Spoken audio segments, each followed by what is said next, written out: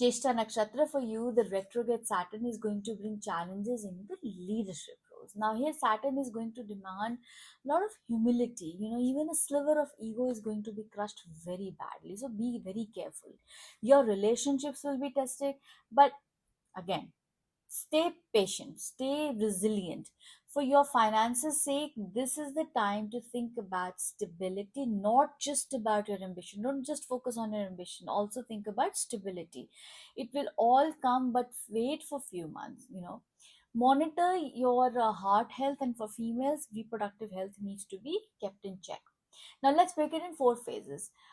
Now, phase one is where, as I mentioned earlier, is going to challenge your authority, and you will be questioned, and it will be all fine as long as you keep your cool and you keep going what you're supposed to do. These questions could become more intense during your phase two, especially if you have misused your resources that you were not supposed to, things that you've done which you're not supposed to.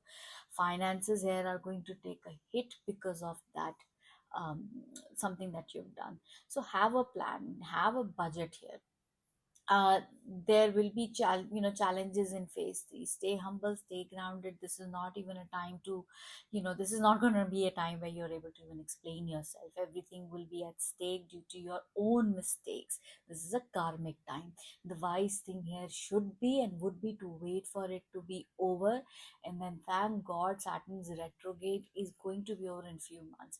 A lesson to be learned here is to not to misuse your power, and the resources that are given to you, they are not yours but maybe other people's resources. Try and embracing spirituality during this time, so that you can get that support. And end of the phase four is going to give you some compassion for other people, a lot of wisdom.